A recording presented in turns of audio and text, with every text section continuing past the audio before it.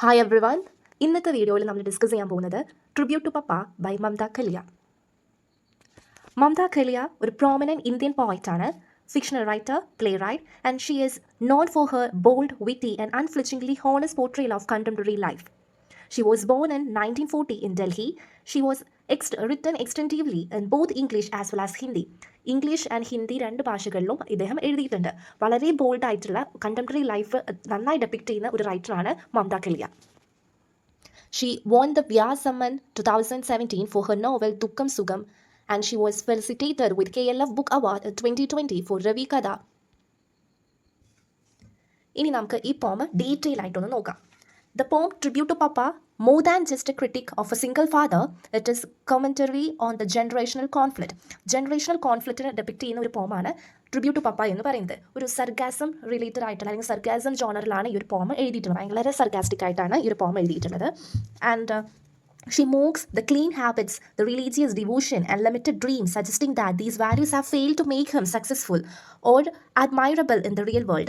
ഈ real world എന്ന് പറയുന്ന നമ്മുടെ റിയൽ വേൾഡിൽ എല്ലാവരും വളരെ സത്യസന്ധമായിട്ട് മുന്നോട്ട് പോവുകയാണെങ്കിൽ അത് വളരെ ബുദ്ധിമുട്ടായിരിക്കും എന്നാണ് പറയുന്നത്. കാരണം നമുക്ക് ഈ റിയൽ വേൾഡിൽ എക്സിസ്റ്റ് ചെയ്യണമെങ്കിൽ കുറച്ച് ഡിസോണസ്റ്റ് ആയ വേണ്ടി വരും എന്നാണ്. അത് വളരെ സർഗാസ്റ്റിക് ആയിട്ട് അല്ലെങ്കിൽ മോക്ക് ചെയ്തുകൊണ്ട് ഒന്ന് കളിയാക്കിക്കൊണ്ടാണ് ഈ ഒരു ഓദർ ഇവിടെ പറയുന്നത്.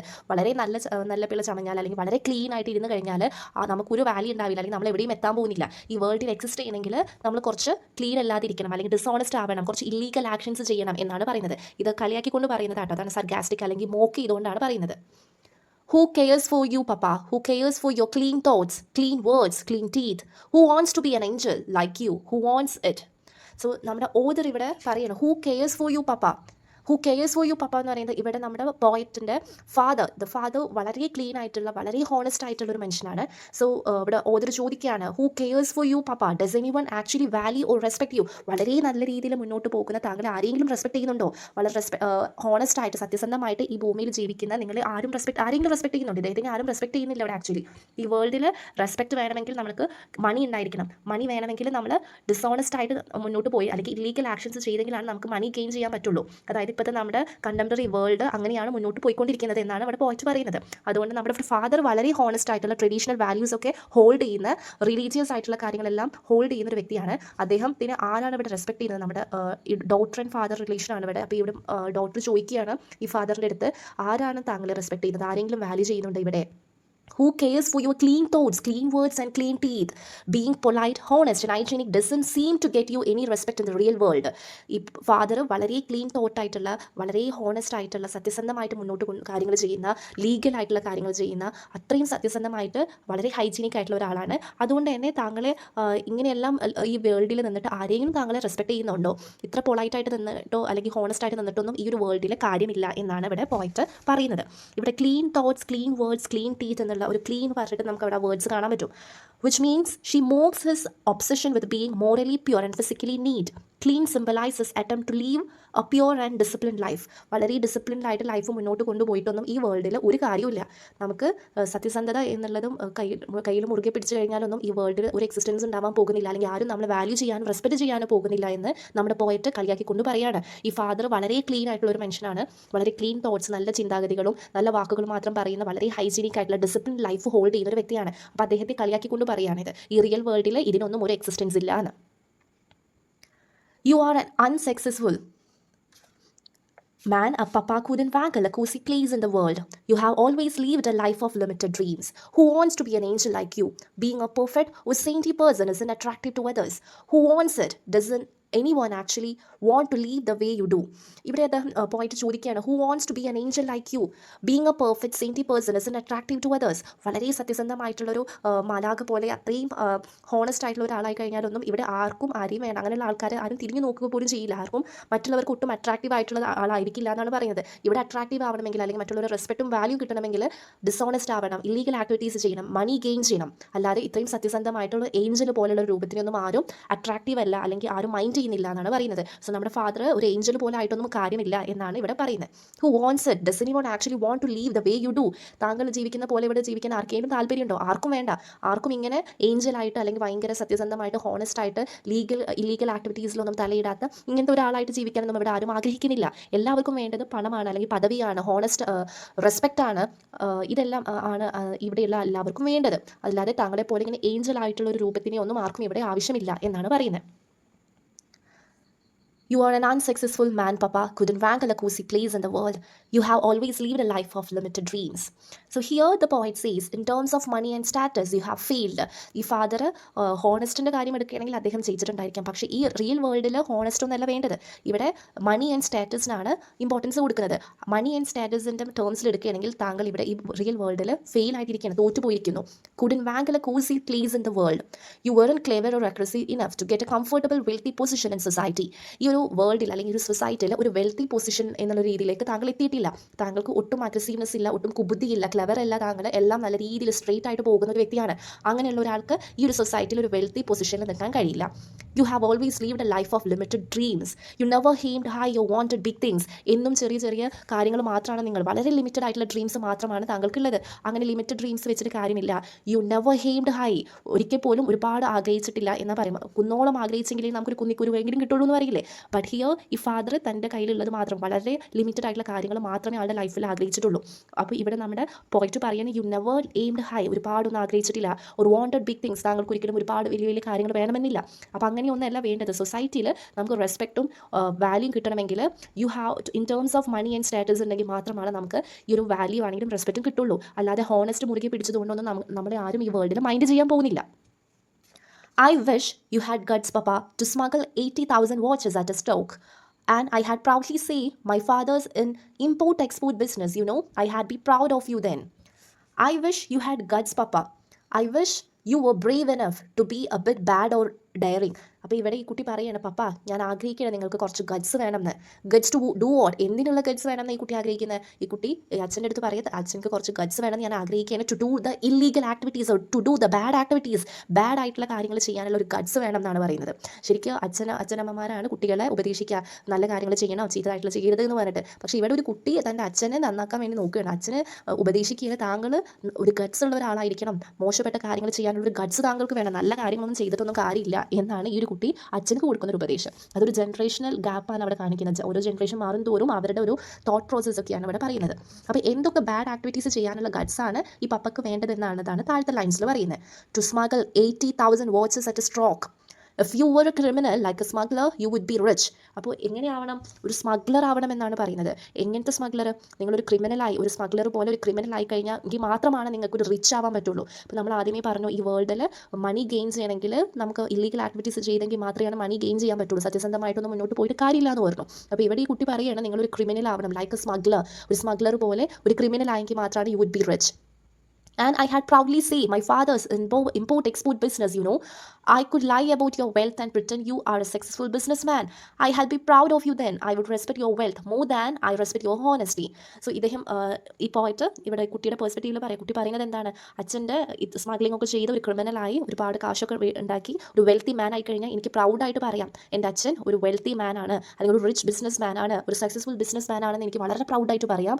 അതിലൂടെ ഈ വെൽത്ത് ഗെയിൻ ചെയ്ത് കഴിഞ്ഞാൽ എല്ലാവരും റെസ്പെക്ട് ചെയ്യും എന്നാണ് പറയുന്നത്.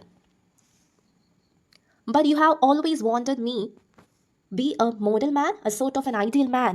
When you can't think of doing anything, you start praying, spending useless hours at the temple. But you have always wanted to be a model man. You try too hard to be a perfect citizen. പക്ഷേ ഇവിടെ ഇദ്ദേഹം എന്താ ചെയ്യുന്നത്? ഈ father ചെയ്യുന്നത് ഈ smuggling ചെയ്യാനോ അല്ലെങ്കിൽ ക്രിമിനൽ ആവാനോ ബാഡ് ആക്ടിവിറ്റീസ് ചെയ്യാനോ ഒന്നും അല്ല ഇദ്ദേഹം ശ്രമിക്കുന്നത്. ഒരു പെർഫെക്റ്റ് സിറ്റിസൺ ആവാൻ, as per law and law പറയുന്നത്, അല്ലെങ്കിൽ ഒരു ഹോണസ്റ്റ് റിലീജിയൻ പറയുന്ന ഹോണസ്റ്റി പേഴ്സൺ ആവാനാണ് ഇദ്ദേഹം ശ്രമിക്കുന്നത്. To hard to be a perfect man. ഒരുപാട് പരിശ്രമിക്കുന്നത് ഒരു നല്ല സിറ്റിസൺ ആവാൻ വേണ്ടിയിട്ടാണ് ഈ ഫാദർ ഇവിടെ ശ്രമിച്ചുകൊണ്ടിരിക്കുന്നത്. മകൾ കൊടുക്കുന്ന ഉപദേശമാണെങ്കിൽ നേരെ തിരിച്ചാണ്. ഒരു ക്രിമിനൽ ആവാനുള്ള ഒരു ഉപദേശമാണ് മകൾ കൊടുക്കുന്നത്. A sort of N ideal man, someone who follows all the rules. Sort of an ideal man എന്ന് പറഞ്ഞു കഴിഞ്ഞാൽ എല്ലാ റൂൾസും ഫോളോ ചെയ്തിട്ട്, റിലീജിയസ് ആയിട്ടാണെങ്കിലും ബീങ് എ സിറ്റിസൺ ആണെങ്കിലും ഈ വേൾഡിൽ ഫോളോ ചെയ്യേണ്ടതായിട്ടുള്ള എല്ലാ കാര്യങ്ങളും നല്ല രീതിയിൽ ഫോളോ ചെയ്യുന്ന ഒരു ഐഡിയൽ മാൻ ആവാനാണ് ഫാദർ ശ്രമിച്ചുകൊണ്ടിരിക്കുന്നത്. When you can't think of doing anything, you start praying, When you face problems, instead of taking action, you turn to religion. ഇനി നമുക്ക് ഒന്നും ചെയ്യാൻ പറ്റാതെ അല്ലെങ്കിൽ എന്തെങ്കിലും പ്രോബ്ലംസ് ഫേസ് ചെയ്തുകൊണ്ടിരിക്കുന്ന സമയത്ത് അച്ഛൻ ചെയ്യുന്നത് എന്താ? സ്റ്റാർട്ട് പ്രേയിങ്, പ്രാർത്ഥിച്ചുകൊണ്ടിരിക്കുകയാണ് ചെയ്യുന്നത്. അപ്പോൾ ഈ കുട്ടി പറയണ ഒരു പ്രോബ്ലം വരുമ്പോൾ പ്രാർത്ഥിച്ചുകൊണ്ടിരിക്കുകയല്ല വേണ്ടത്. Instead of that you want to take action, you turn to religion. ഇവിടെ ഇദ്ദേഹം ചെയ്യുന്നത്, ഫാദർ ചെയ്യുന്നത് എന്താ? പ്രാർത്ഥിക്കുന്നു, റിലീജിയനിലേക്ക് പോവുകയാണ് ചെയ്യുന്നത്. അല്ലാതെ പ്രോബ്ലംസ് ഫേസ് ചെയ്യാനോ ഒരു ആക്ഷൻ എടുക്കാനോ അല്ല ചെയ്യുന്നത്.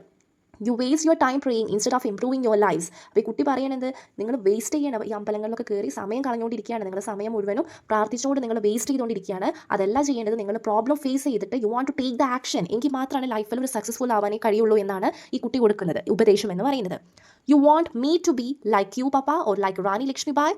U are not sure what greatness is, but you want me to be great. അപ്പോൾ ഈ കുട്ടി പറയുകയാണ് you want me to be like you papa, ഞാൻ നിങ്ങളെ പോലെ ആവണമെന്നാണോ പറയുന്നത്? ഓർ ലൈക്ക് റാണി ലക്ഷ്മിബായ്, അതോ റാണി ലക്ഷ്മിബായ് പോലെ ആവണമെന്നാണോ? You are not sure what greatness is, എന്താണ് ഗ്രേറ്റ്നെസ് എന്നുള്ളത് താങ്കൾക്ക് ഇപ്പോഴും അറിയില്ല. But you want me to be great, പക്ഷേ ഞാൻ ഗ്രേറ്റ് ആവണം എന്നിങ്ങനെ പറഞ്ഞുകൊണ്ടിരിക്കുന്നുണ്ട്. You want me to be either a boring good person or legendary hero like a warrior queen. So ഇവിടെ നമ്മുടെ ഫാദർ പറയുന്നത് എന്താണ്?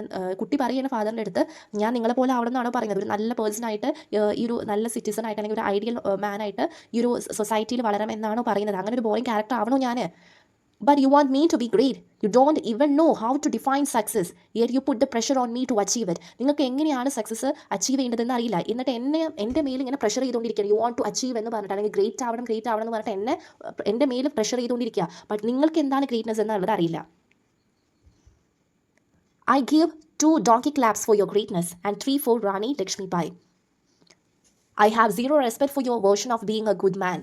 സോ ഇവിടെ പോയിട്ട് പറയണം, നിങ്ങൾക്ക് ഞാൻ 2 donkey claps ആണ് തരാൻ പോകുന്നത്. അല്ലെങ്കിൽ എനിക്ക് apart from being A father, as A citizen അല്ലെങ്കിൽ ഒരു പേഴ്സൺ എന്ന നിലയ്ക്ക് എനിക്ക് നിങ്ങളുടെ അടുത്ത് 0 റെസ്പെക്റ്റ് ആണുള്ളത്. ഒരു ഗുഡ് മാൻ എന്നുള്ള ഒരു വേർഷൻ, കാരണം ഈ ഫാദറിന് ഒരു ഗുഡ് മാൻ ആവണം, അല്ലെങ്കിൽ ഒരു ഐഡിയൽ മാൻ എന്നുള്ള വേർഷനാണ് അദ്ദേഹത്തിനുള്ളത്.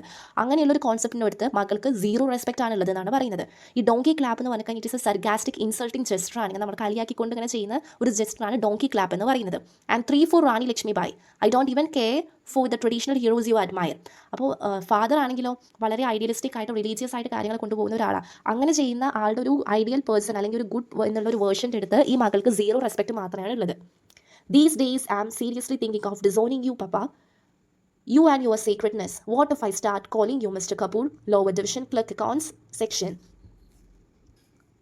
Everything about you clashes with nearly everything about me. You suspect I am having a love affair these days, but you are too shy to have it confirmed. What if my tummy starts showing gradually? So here, നമ്മുടെ ഓരോ പറയുന്നത് you and your secretness. What if I start calling you mister Kapoor lower division clerk account section.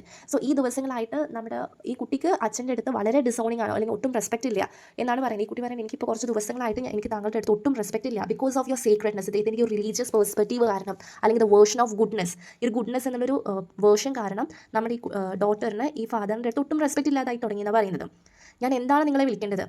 Mister Kapoor എന്ന് വിളിച്ചാൽ മതിയോ? Lower division account section എന്ന് വിളിച്ചാൽ മതിയോ? Because ഒരു ഫാദർ എന്ന നിലയ്ക്ക് ഈ കുട്ടിക്കും ആളുടെ അടുത്ത് ഒരു റെസ്പെക്ട് തോന്നുന്നില്ല എന്ന് പറയുന്നത്. അപ്പോൾ അതുകൊണ്ട് തന്നെ പേരെടുത്ത് വിളിച്ചാൽ മതിയോ എന്നാണ് ഈ കുട്ടി ചോദിക്കുന്നത്. Mister Kapoor lower division clerk account section. Everything about you clashes with nearly everything about me.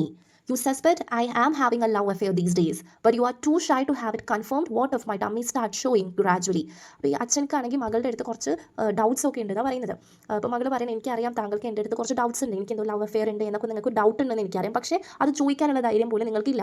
അങ്ങനെയാണെങ്കിൽ what of my tummy starts showing gradually. ഇനി പെട്ടെന്നെങ്ങാനും എൻ്റെ ടമ്മി വലുതാവുകയാണ്, എനിക്ക് വയറ് വലുതാവുകയാണെങ്കിൽ എന്തായിരിക്കും നിങ്ങളുടെ റിയാക്ഷൻ എന്ന് പറയുന്നത്. അതായത് ഒരു ഫാദർ എന്ന നിലക്ക് മകളുടെ ഫാദർ ആൻഡ് മദർ ബോണ്ടാണ് അവർ പറയുന്നത്. അവർക്കിടയിൽ ഒട്ടും ഒരു സ്ട്രോങ് ബോണ്ടില്ല.